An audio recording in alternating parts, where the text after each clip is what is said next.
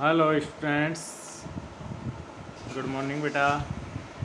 तो आज हमारी क्लास 2 दिन से आपने देखी नहीं होंगी। आज हम एल्काइल हैलाइड की नवी क्लास स्टार्ट करने के लिए जा रहे हैं, जिसमें एक मेथड और बचा हुआ है बनाने का। उसको हम ले लेते हैं फ्रॉम प्राथमिक एमीन। तो 6th मेथड है ये हमारा। 5 मेथड हमने अब तक एल्किल हैलाइड को बनाने के देख लिए थे। 6th मेथड है प्राथमिक एमीन से। प्राथमिक एमीन क्या होते हैं? तो प्राथमिक एमीन बेटा होते हैं जिसके अंदर एल्किल ग्रुप से NH2 समूह जुड़ा होता है। उनको बोलते हैं 1 डिग्री एमाइन। क्या बोलते हैं?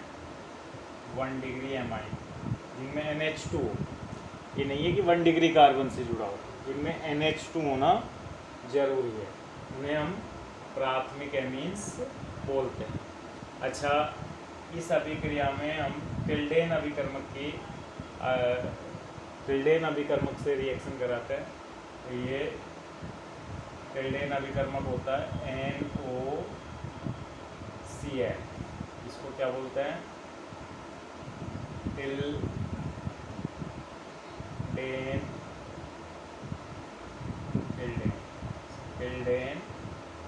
अभिकर्मक।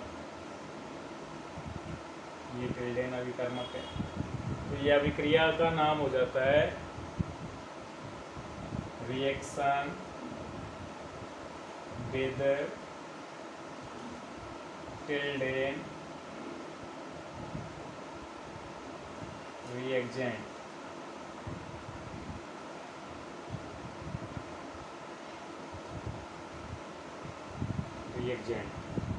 इसमें अब अभिक्रिया कैसे होती है? तो बेटा ये वाला बॉन्ड एक तो ब्रेक होता है और एक ये वाला बॉन्ड ब्रेक होता है। NO इधर लग जाता है और C इधर लग जाता है Cl। तो क्या बन गया इससे प्रोडक्ट? एक तो RCl बन गया और एक N2 बन गया और एक H2O बन जाता है। तो एल्किल क्लोराइड इस विधि से भी निर्मित किए जा सकते हैं। एल्काइल क्लोराइड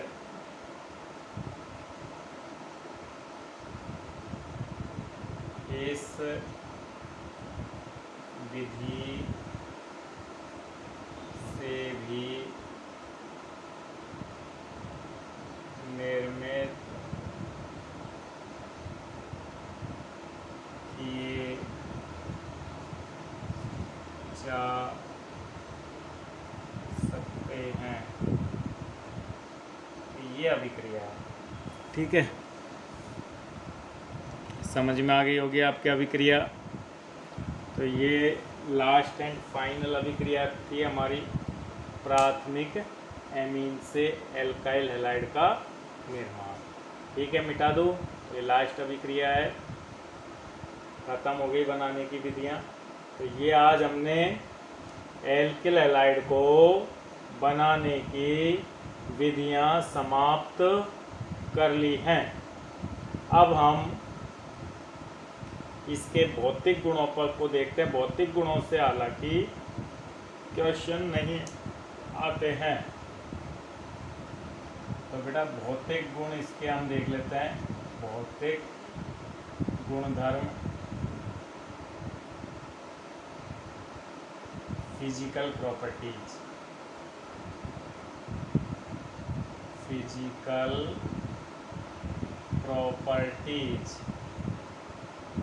अब इसमें वैसे तो क्वेश्चन आते नहीं है। मैंने बताया था आपको कि एल्केन में हमने जिस तरह से कुछ गुण पढ़े थे वैसे ही यहाँ हैं। तो इस पे कुछ क्वेश्चंस हैं, वो बनते हैं।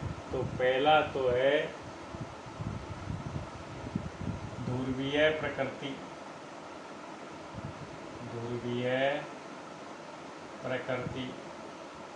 Polar nature. पोलर नेचर के अंदर क्या क्वेश्चन बनते हैं, ध्यान रखना। पोलर नेचर तो ध्रुवीय प्रकृति का मापन या निर्धारण द्विध्रुव आघूर्ण डाइपोल मूवमेंट से होता है। द्विध्रुव आघूर्ण, जिसको म्यू से दिखाते हैं, का मापन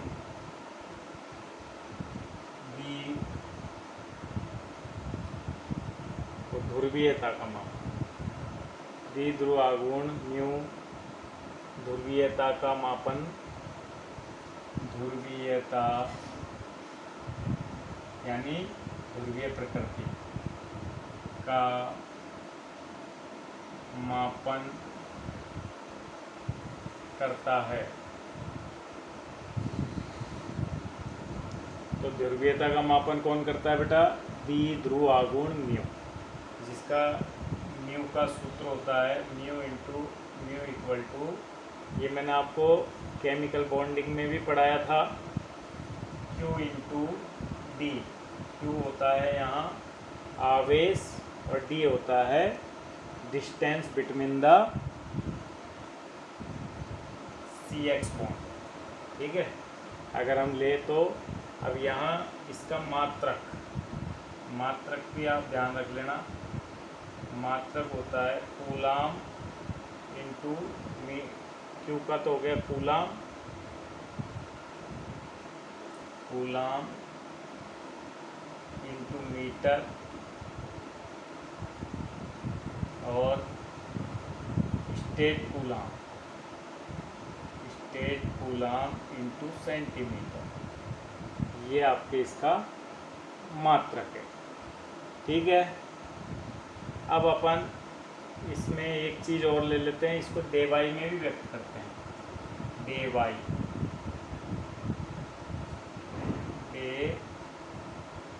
में भी इसको व्यक्त किया जाता है, किसको? द्विध्रुव आघूर्ण को। चलिए अब क्वेश्चन कैसे आते हैं इस पर, ये तो मात्रकों की बात हुई, क्वेश्चन कैसे आते हैं तो वो भी लिख लो। पहला क्वेश्चन तो एल्किल हैलाइड की ध्रुवीय प्रकृति को समझाइए। तो CX जो एल्किल हैलाइड है, इसमें कार्बन sp3 होता है, sp3 और X बॉन्ड होता है। हमने बताया था एल्काइल हैलाइड में हैलोजन सीधे ही sp3 कार्बन से जुड़ा होना चाहिए। तो CX बंद ध्रुवीय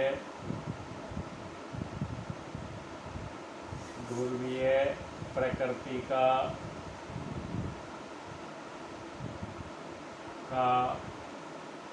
होता है, तब क्योंकि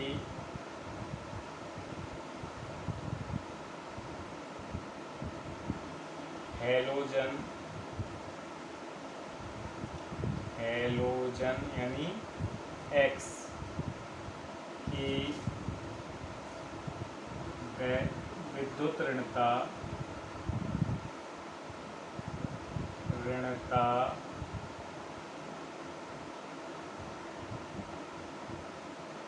sp3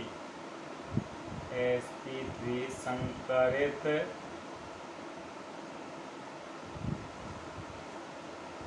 कार्बन की तुलना में अधिक होती है। ये लॉजिक है कि भाई क्यों होता है, क्योंकि CX बंद ध्रुवीय प्रकृति का होता है, क्योंकि हैलोजन जो होता है उसकी विद्युत ऋणता sp3 कार्बन की तुलना में अधिक होती है। तो जब भी विद्युत ऋणता का अंतर होता है बंध में, उस बंध के अंदर ध्रुवीय प्रकृति आ जाती है। ठीक है, तो ध्रुवीय प्रकृति का 2 क्वेश्चन यहाँ फेमस बनते हैं, आप उनको चाहे रट लें चाहे समझ लें।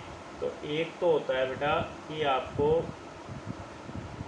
निम्न को, क्वेश्चन यही आता है, निम्न को ध्रुवीय का के बढ़ते क्रम में जमाइए। एक क्वेश्चन तो ये आता है आपके, तो जिसमें आता है आपके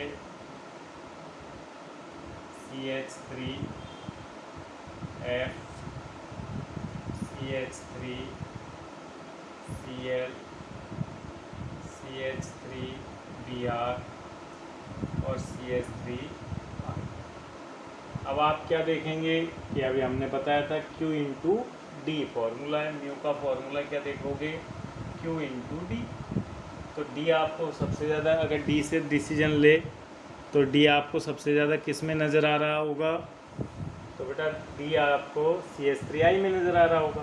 तो डी के आधार पर तो इसकी ध्रुवीयता ज़्यादा होनी चाहिए, लेकिन विद्युत ऋणता का अंतर तो यहाँ ज़्यादा है ना, तो इसके आधार पर CH3F की ज़्यादा होनी चाहिए।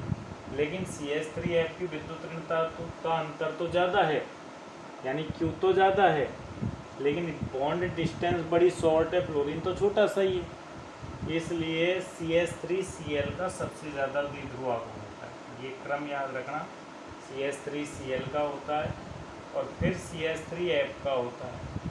फिर विद्युत ऋणता का अंतर जैसे जैसे कम होता जाता है, बंध की ध्रुवीय प्रकृति भी घटती ही जाती है। तो इसको आप बिल्कुल याद कर लें, MTR ये क्रम आपको बहुत बार कंपटीशन के अंदर और सीधे बोर्ड के एग्जामों में भी पूछा जाता है कि CH बॉन्ड की ध्रुवीयता का क्रम क्या होगा। तो ये बिल्कुल आपको याद रखना है कि CH3 होना तो CH3F का चाहिए, लेकिन यहाँ अधिक बंध लंबाई की वजह से CH3Cl ज़्यादा आ गया, तो फिर CH3I आना चाहिए। यहाँ विद्युत ऋणता का भी अंतर कम है, तो इसलिए ये क्रम प्रैक्टिकली निकल के आता है। CH3Cl की ज़्यादा होती है ध्रुवीयता, फिर CH3F की होती है, फिर CH3Br की होती है और फिर CH3I की होती है। तो ये क्रम को आप अच्छे से दिमाग में मेंशन कर लें। तो एक क्वेश्चन तो ये आता है जिसको ए नाम दे देते हैं, इसमें ध्रुवीयता पूछी जाती है। और दूसरा क्वेश्चन किस किस के अंदर कंपेयर कराया जाता है, तो वो भी आप बिल्कुल ध्यान कर लेंगे। ध्रुवीयता का एक क्रम तो ये हो गया, और दूसरा क्रम और मैं बताने जा रहा हूँ, यह पूछा जाता है, देखो CCl CH3Cl, फिर है CH2Cl2, फिर है CHCl3 और फिर है CCl4। तो यहाँ अगर आपको ध्रुवीयता का क्रम पूछा जाता है तो इसमें सारे बॉन्ड एक जैसे हैं, तो इसका द्विध्रुवागम तो 0 हो गए, पर इसका भी हमने देखा ही था सबसे ज़्यादा था। तो इसमें भी आपको सबसे ज़्यादा किसका बताना है, CH3Cl का, फिर CH2Cl2 का, इसमें 2 क्लोरीन बॉन्ड है, फिर इसके बाद इसमें CHCl3 में ज़्यादा निरस्त हो जाते हैं और CCl4 में कम्प्लीटली निरस्त हो जाते हैं। तो इनके लिए भी CH3Cl ही सबसे आगे रहता है द्विध्रुवागम के मामले में। तो आपको ये क्रम भी अच्छे से याद कर लेना है। द्विध्रुवागम का यही क्रम, 2 क्रम है और 2 ही क्वेश्चन बनते हैं, तो इनको आप ध्रुवीय प्रकृति में अच्छे से याद कर लेंगे। क्लियर बात। चलिए, तो ध्रुवीयता हमने कंप्लीट कर ली। अब ध्रुवीयता के बाद में आपके एक क्वेश्चन आता है जल में विलेयता, दूसरा है गुण है ध्रुवीयता के बाद में विलेयता।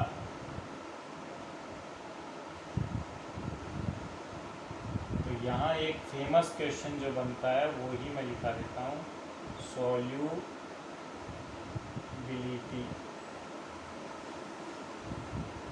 बेटा सॉल्युबिलिटी को लेके जो क्वेश्चन बनता है वो क्या होता है, तो उसको अब पहले तो हम यूँ लिख लेते हैं कि भाई विलेय हैं कि अविलेय हैं। तो एल्किल हैलाइड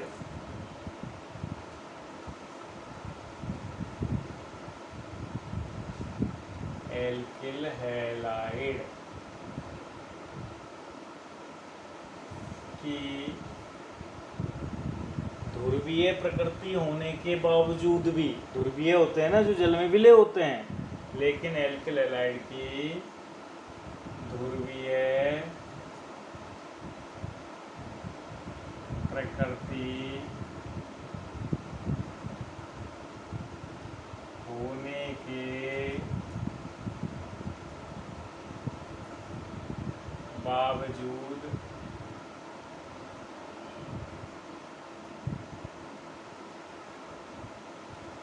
यह जल में आंशिक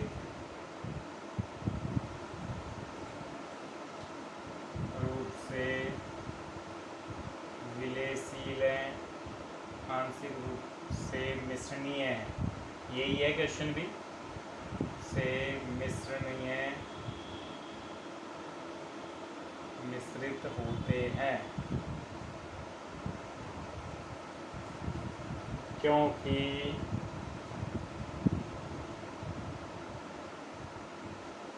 जल के अणुओं के मध्य हाइड्रोजन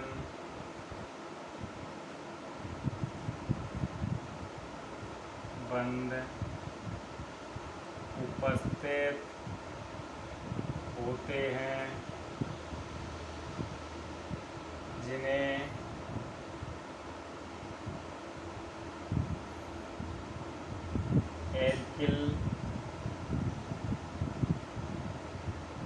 जिन्हें तोड़ने के लिए अधिक ऊर्जा की, जिन्हें तोड़ने के लिए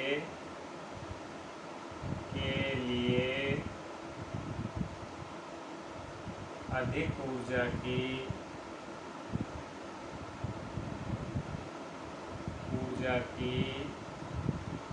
आवश्यकता होती है। ये आपको रीजन डाल देना है कि भाई एल्किल हैलाइड जल में आंशिक रूप से मिश्रणीय क्यों होते हैं, क्यों होते हैं बेटा। तो उसमें एक लाइन का जवाब है, जल के अणुओं के मध्य हाइड्रोजन बंध होते हैं। भाई जल में कोई चीज़ जब ही तो जाएगी जब पहले वो हाइड्रोजन बॉन्ड को तोड़ पाएगी, तो हाइड्रोजन बॉन्ड को ये तोड़ नहीं पाते हैं, इसलिए जल में क्या होते हैं, आंशिक रूप से मिश्रणीय होते हैं। क्लियर हो गया, चलिए मिटा दूँ। तो ये एक क्वेश्चन है जो विलेयता पे बनता है। अब हम नेक्स्ट बात कर लेते हैं बेटा, एक क्वेश्चन और बनता है किसके ऊपर, क्वथन भौतिक गुण का तीसरा गुण है, वो है क्वथनांक। क्या है, क्वथनांक पे भी क्वेश्चन बनता है, तो उसका हम लिख लेते हैं क्वथनांक।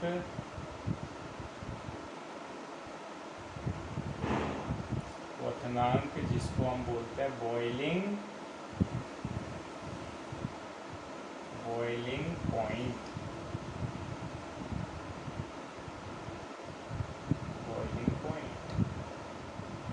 क्वथनांक को लेके क्या क्वेश्चन बनता है बेटा, जरा अच्छे से देख लो कि क्वथनांक को लेके क्या क्वेश्चन बनने वाला होता है। तो क्वथनांक और जो बॉइलिंग पॉइंट है उसको देखने का एक ही तरीका है, मॉलिक्यूल्स हैं। एल्किल हैलाइड क्या है, मॉलिक्यूल्स हैं। और जो ध्रुवीय हैं तो इनके बिटवीन एक डाइपोल अट्रैक्शन अवेलेबल, क्योंकि ध्रुवीय है ना तो द्विध्रुव आघूर्ण का मान तो दिखाएंगे, और द्विध्रुव आघूर्ण का मान जो दिखाते हैं तो उनके मध्य एक वांडर वाल आकर्षण काम करता है, जिसका नाम है द्विध्रुव आकर्षण। क्या नाम है बेटा, द्विध्रुव आकर्षण। तो क्वथनांक निर्भर करता है किसके ऊपर, कॉन्सेप्ट लिख लेते हैं पहले तो कि हमको कॉन्सेप्ट क्या काम में लेना है। ये हमने एल्केन में भी काम में लिया था कॉन्सेप्ट, वो है boiling point directly proportional to van der वाल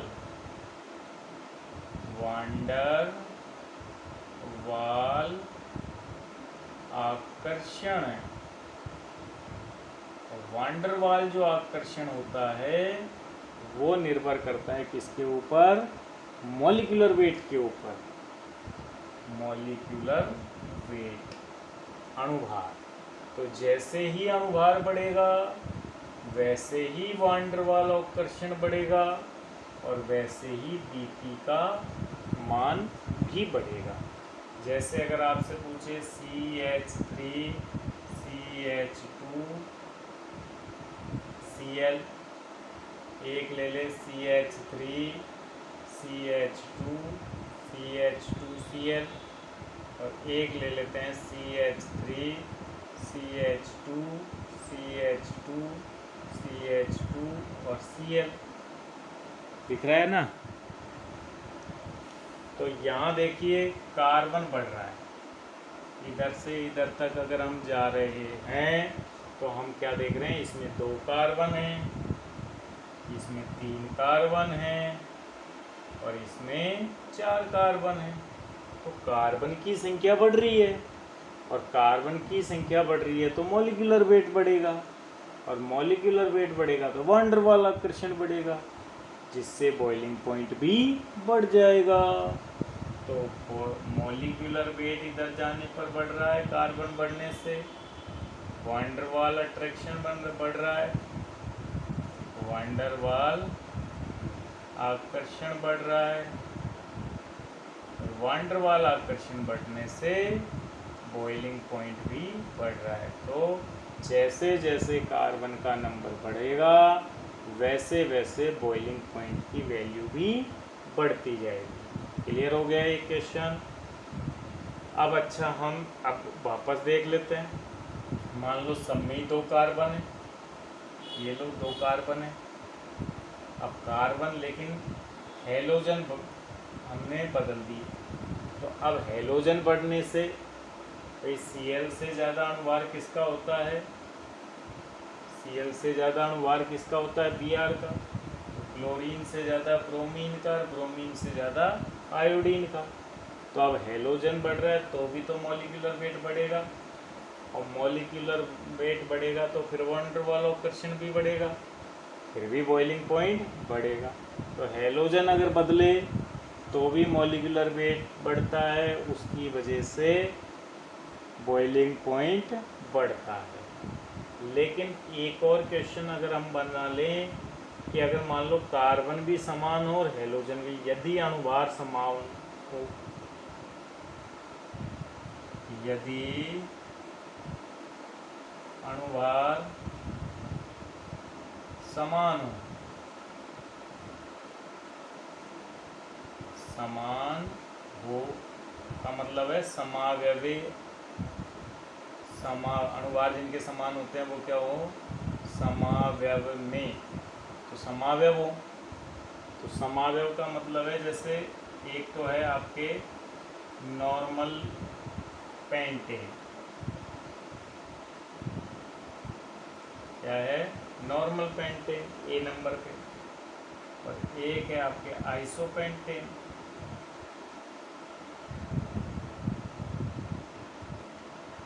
ये आपके आइसोपेंटाइल क्लोराइड हो गया, और एक आपके बी नंबर, और एक आपके हो गया नियोपेंटाइल क्लोराइड।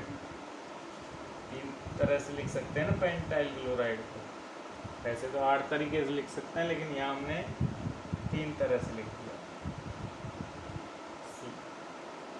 अब देखो इसमें भी 5 कार्बन, इसमें भी 5 कार्बन और इसके अंदर भी 3 2 5 कार्बन, ठीक है।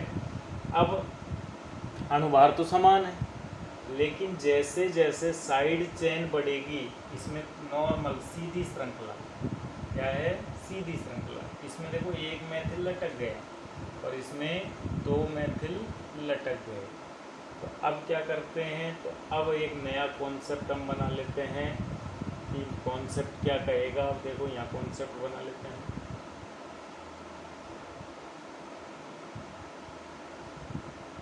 तो बॉइलिंग पॉइंट प्रोपोर्शनल टू, तो वही वान डेर वाल है, वान डेर वाल आकर्षणीय है। बॉइलिंग पॉइंट तो proportional to van der Waals आकर्षणीय है, लेकिन अब हो गया साइड चेन के व्युत्क्रमानुपाती, जैसे ही साइड चेन, ये वाली चेन, साइड चेन बढ़ेगी वैसे ही वान डेर वाल आकर्षण घट जाएगा और वैसे ही बॉइलिंग पॉइंट भी घट जाएगा। तो सबसे ज़्यादा इसमें तो साइड चेन ही नहीं है, तो सबसे ज़्यादा हो गया नॉर्मल पेंटाइल क्लोराइड का, ठीक है। फिर हो गया आपके आइसो पेंटाइल क्लोराइड का,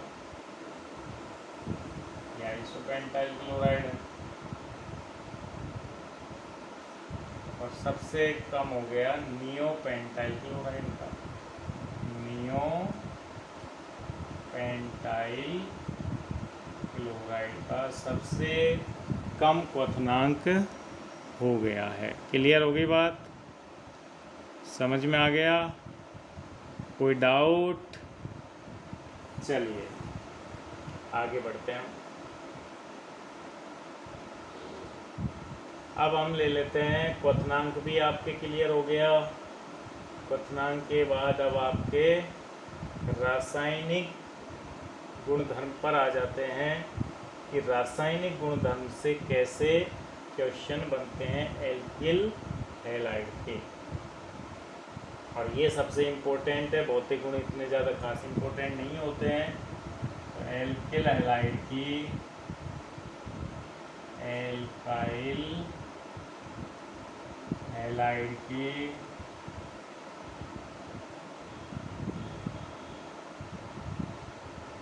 रासायनिक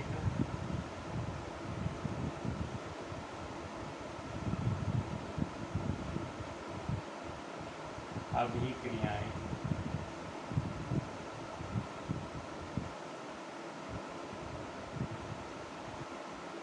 एल्किल हैलाइड की रासायनिक अभिक्रियाएं कैसे चलाएंगे अभिक्रियाएं? तो देखो बेटा, एल्किल हैलाइड निम्न प्रकार की रासायनिक अभिक्रियाएं, पहले तो लिख लो कौन कौन सी दिखाते हैं, किस तरह की रासायनिक अभिक्रियाएं एल्किल हैलाइड के द्वारा शो की जाती है। पहली तरह की अभिक्रियाएं हैं रासायनिक अभिक्रियाओं में, पहली तरह की जो रासायनिक अभिक्रियाएं हैं, तो ये लिख लेना कि रासायनिक अभिक्रिया एल्काइल हैलाइड निम्न प्रकार की रासायनिक अभिक्रियाएं प्रदर्शित करते हैं, जिनमें सबसे पहली है आपके नाभिक स्नेही प्रतिस्थापन अभिक्रिया। नाभिक स्नेही प्रतिस्थापन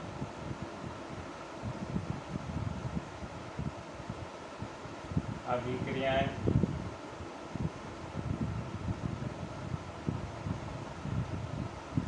और दूसरी तरह की जो अभिक्रियाएं हैं, जिनको NSR भी बोलते हैं, न्यूक्लियोफिलिक सब्स्टिट्यूशन रिएक्शन, NSR, नाभिक स्नेही प्रतिस्थापन अभिक्रिया, NSR बोलते हैं इनको शॉर्ट में। और दूसरी है विलोपन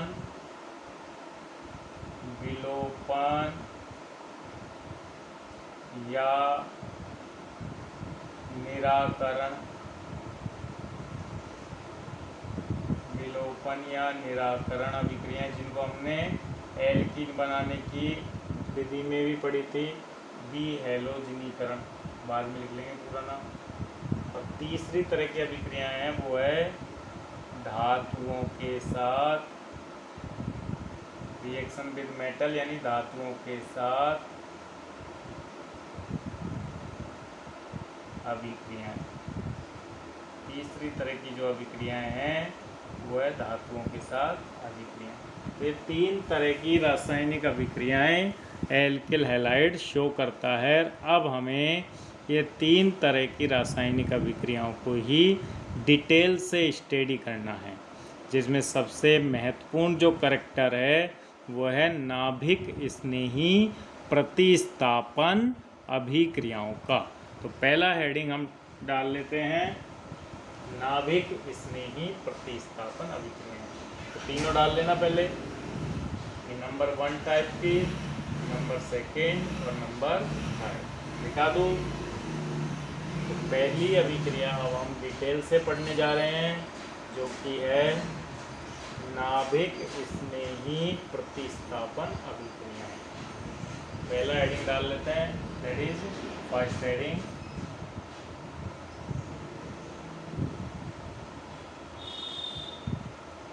नाभिक स्नेही प्रतिस्थापन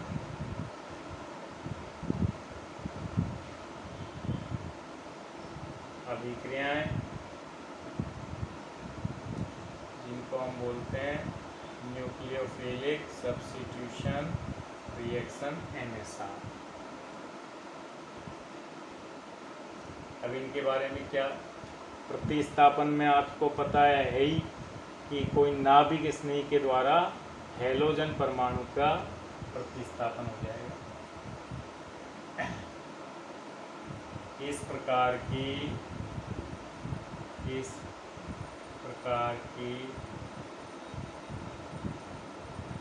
NSR, इस प्रकार की जगह NSR लिख लें, NSR यानी नाभिक स्नेही प्रतिस्थापन अभिक्रिया एल्किल हैलाइड की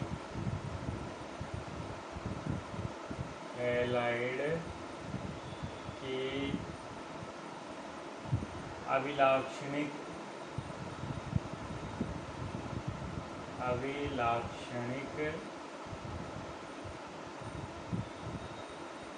कैरेक्टरिस्टिक यानी बहुत महत्वपूर्ण अभिक्रिया, अभिलाक्षणिक अभिक्रियाएं हैं जिनमें एल्किल हैलाइड के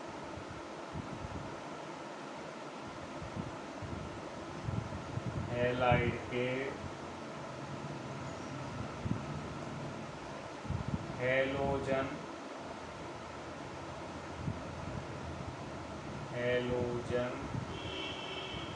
परमाणु का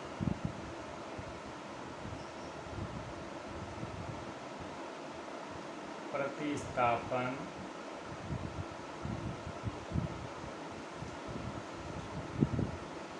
किसी दूसरे नाभिक स्नेही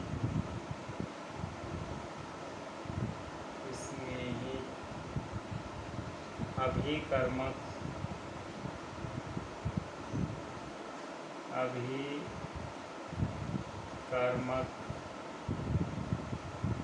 जिसको न्यूक्लियोफाइल को हम लिखते हैं Nu- के द्वारा हो जाता है।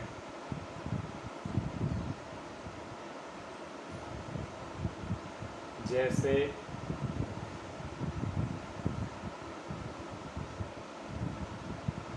में हम लिख लेते हैं, जैसे आपको नीचे लिखना है, जैसे ये एल्किल हैलाइड है R और X, तो यहाँ से X का तो प्रतिस्थापन होगा और एक नाभिक स्नेही आ गया OH।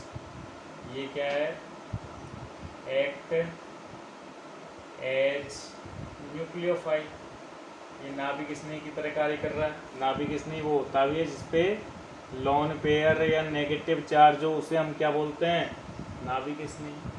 तो यहाँ X को प्रतिस्थापित कर देगा कौन, OH, और ROH एल्कोहल बन जाएगा और उसकी जगह X- निकल जाएगा।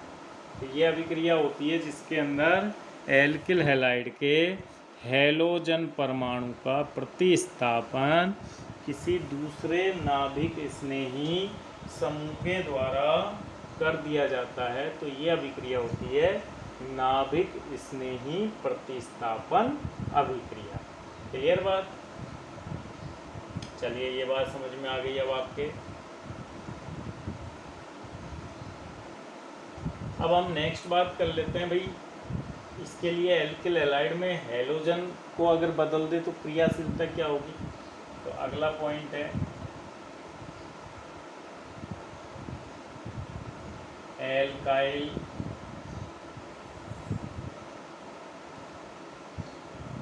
हैलाइड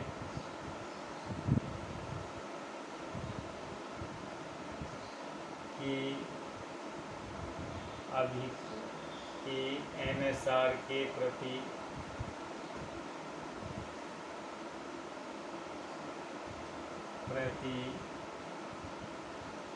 अभिक्रियाशीलता।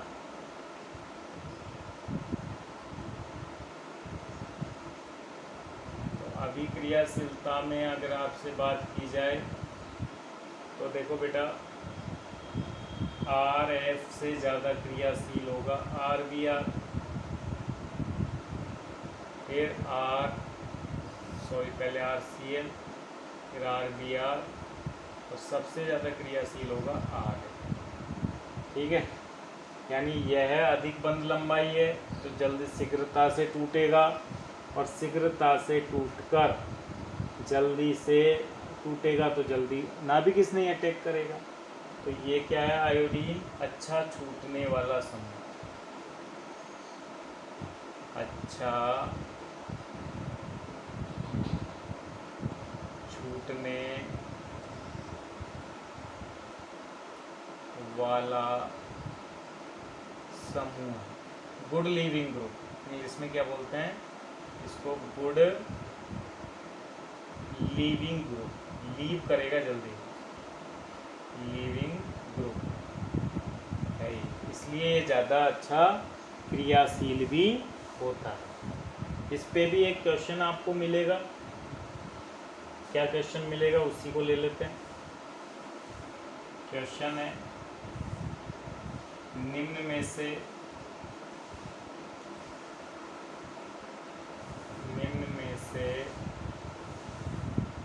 NSR के प्रति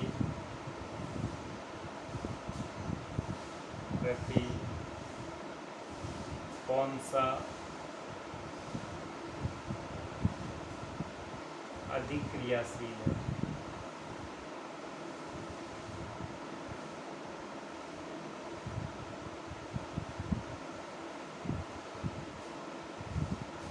इसमें A है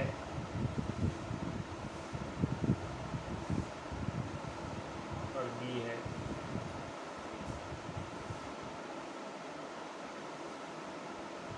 तो अब बेटा आपको क्या करना है, ये 4 कार्बन एल्काइल हैलाइड तो एक ही है ना, 4 कार्बन यानी ब्यूटाइल। अब यहाँ ब्रोमाइड जुड़ा हुआ है, यहाँ आयोडाइड जुड़ा हुआ है, तो ये क्या हो गया, good leaving group, good leaving group हो गया ना ये। और जो इसमें गुड लीविंग ग्रुप आ जाए वो क्या होता है, अधिक क्रियाशील होता है। अतः बी ज़्यादा क्रियाशील है किससे, ए से। ऐसे आंसर आप निकाल लोगे कि ए से बी ज़्यादा क्रियाशील है, ए से बी ज़्यादा क्रियाशील हो गया। ठीक बात समझ में आ गई, कोई दिक्कत, मिटा दें तो मिटा देते हैं। अब हमने एल्किल हैलाइड के नाभिक स्नेह के प्रति क्रियाशीलता भी देख ली। अब क्रियाविधि किस तरह से यह अभिक्रिया संपन्न होती है, तो इसकी क्रियाविधि भी हमारे सिलेबस में है, और क्रियाविधि बहुत ज़्यादा इम्पोर्टेंट है इसकी। तो NSR अभिक्रिया 2 क्रियाविधियों से संपन्न होती है। NSR अभिक्रिया